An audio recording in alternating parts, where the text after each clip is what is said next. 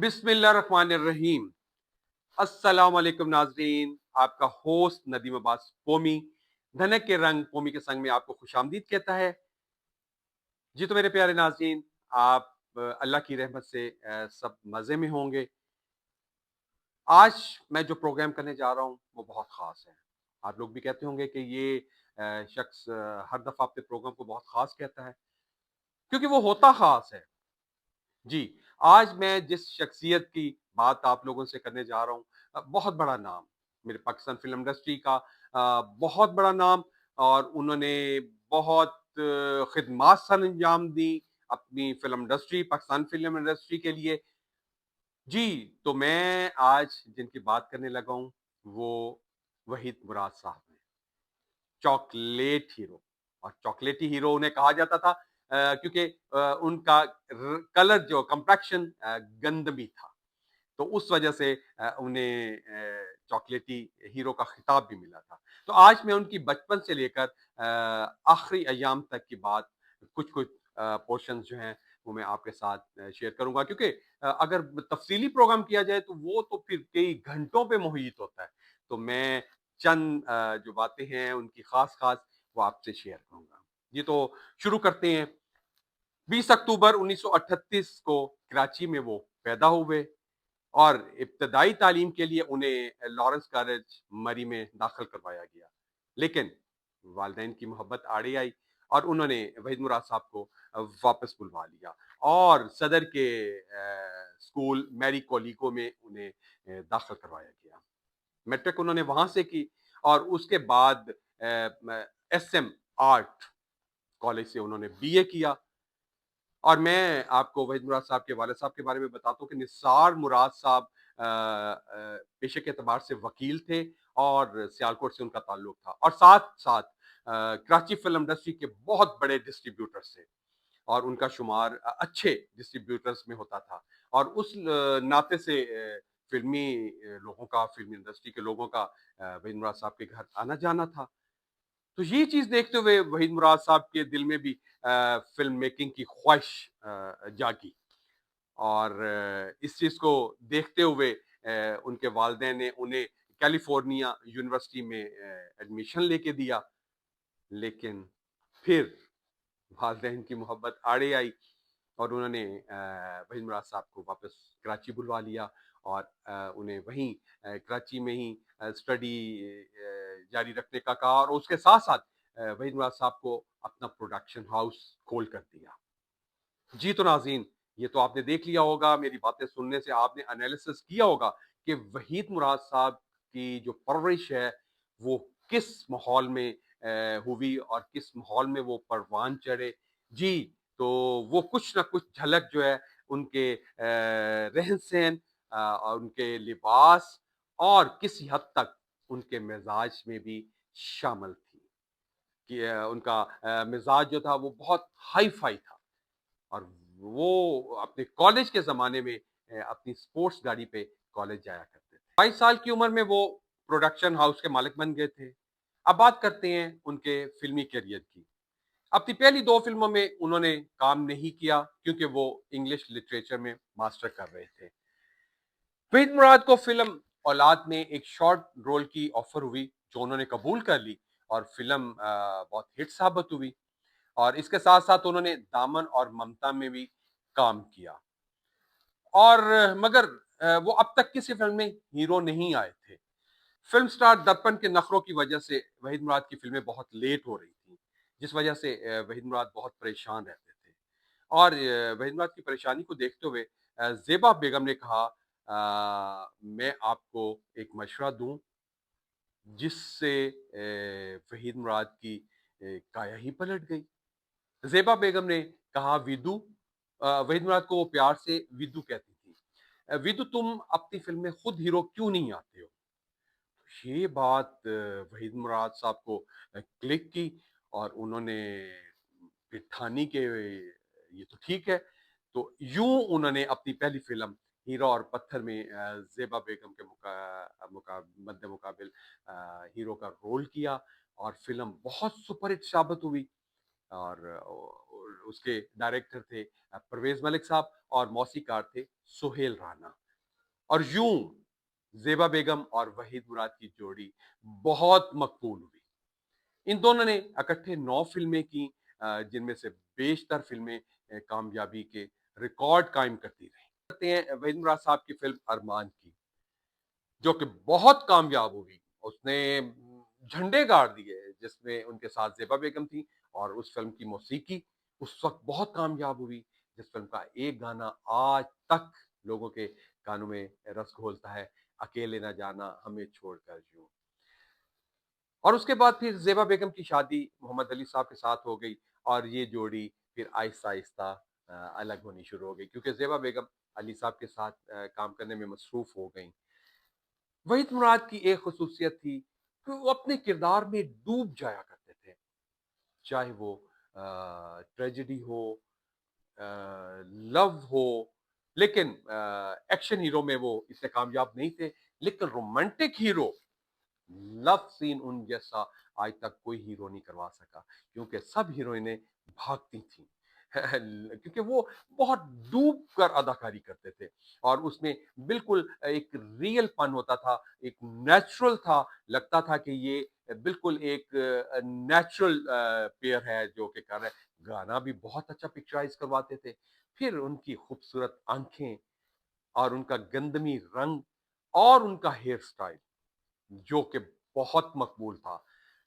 اس وقت ہر لڑکے کا شوق ہوتا تھا کہ میں وحید مراد کٹ لوں اور بہت پاپولر تھا ان کا ہیئر سٹائل.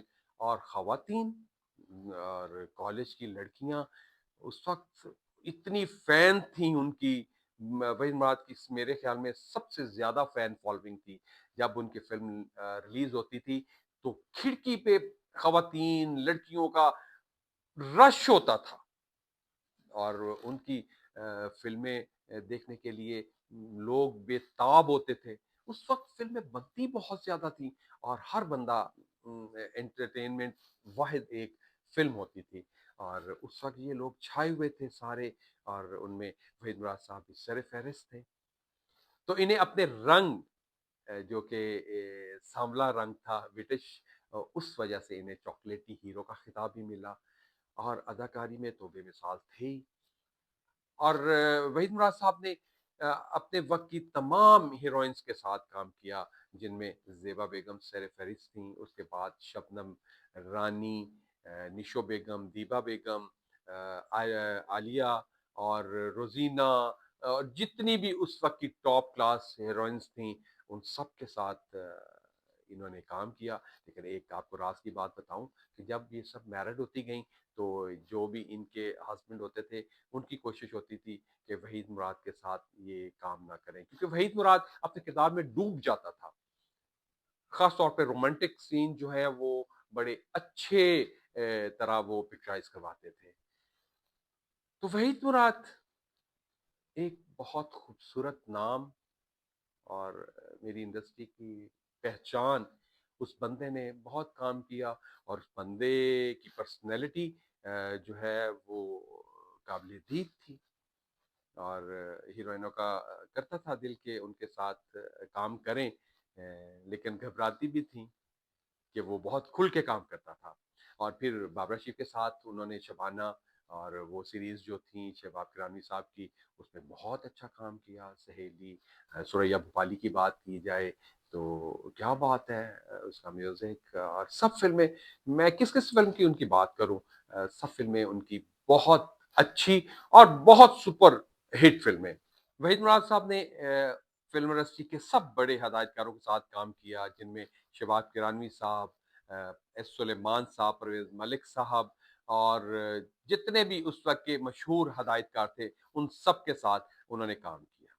جی تو اب بات کرتے ہیں وحید مراد صاحب کے پنجابی کیریئر کی. وحید مراد نے پنجابی فلمیں بھی کی جن میں سے انہوں نے مستانہ ماہی اور عشق میرا نام بہت کامیاب ہوئی. مستانہ ماہی کا گانا سیونی میرا مائی میرے بھاگ جگاون آ گیا آج بھی لوگوں کے کانوں میں رس گھولتا ہے اور میڈم نور جہاں کی آواز جو جس فلم میں ہو پھر وہ فلم تو چھا جاتی ہے، اس کے کیا کہنے. آج بھی لوگوں نے کی زبان زد عام ہے وہ گانا، آج بھی ہر محفل کی جان اور شان ہوتا ہے اور لوگ پسند کرتے ہیں. جی تو میرے ملک کی تمام لڑکیاں وحید مراد کی فین تھیں، لیکن وحید مراد صاحب کراچی کے مشہور صنعت کار ابراہیم میکن کی صاحبزادی سلمہ کے عشق میں گرفتار تھے، اور یوں یہ عشق جو ہے 1964 میں پروان چڑھا اور 1964 میں وحید مراد صاحب کی سلمہ سے شادی ہو گئی اور ان کے دو بچے ہوئے، بیٹا عادل مراد اور بیٹی عالیہ مراد۔ وحید مراد ان اپنے بچوں سے بے پناہ پیار کرتے تھے۔ 1962 سے لے کر 1983 تک 124 فلموں میں وحید مراد صاحب نے کام کیا، جن میں سے 116 اردو اور 8 پنجابی کی فلمیں تھیں۔ بہت ہی خوش گفتار اور خوب روح ہیرو تھے، اور زندگی کے آخری 5 سال وہ بندہ بہت پریشان رہا، کیونکہ انہیں معیاری کریکٹرز نہیں مل رہے تھے، نہیں آفر ہو رہے تھے، اور میری فلم انڈسٹری کی بے حسی کہ وہ بھی وحید مراد صاحب کو اگنور کر رہے تھے، کیونکہ اب وقت کے ساتھ ساتھ نہ وہ حسن رہا، نہ وہ جوانی رہی، لیکن فنکار جو ہوتا ہے، جس نے عروج دیکھا ہوتا ہے، وہ اپنے اسی ایرا میں ہی رہتا ہے اور اپنے اسی وقت کو وہ یاد کرتا رہتا ہے اور سوچتا ہے کہ وہ کبھی کم نہ ہو، لیکن عمر عمر ہوتی ہے تو وقت کے ساتھ ڈھلتے ہوئے جوانی میں پھر انڈسٹری نے ان سے منہ موڑا، اور وحید مراد وہ بندہ تھا جو کہ چاہتا تو خود اپنی فلمیں پروڈیوس کر سکتا تھا، بنا سکتا تھا، لیکن انہوں نے جب فلم کی بے حسی دیکھی تو وہ خاموش ہو گئے اور انہوں نے یہ اپنے دل پہ لے لیا، اور یہی ان کی موت کا سبب بنی۔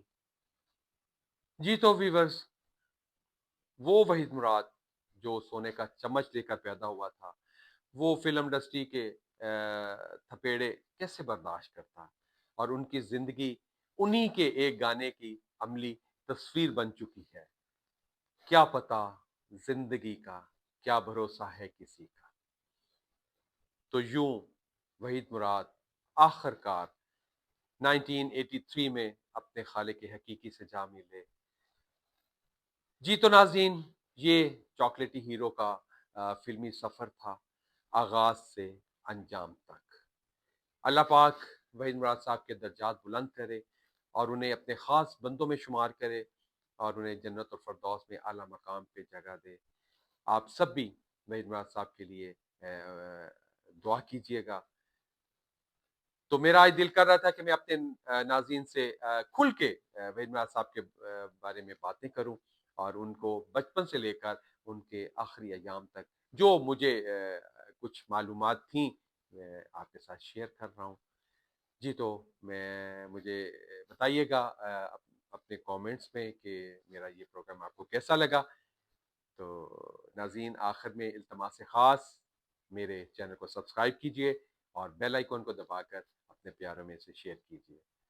آپ کی دعاؤں کا اور محبت کا طلبگار آپ کا اپنا ندیم عباس قومی۔ رب رکھا۔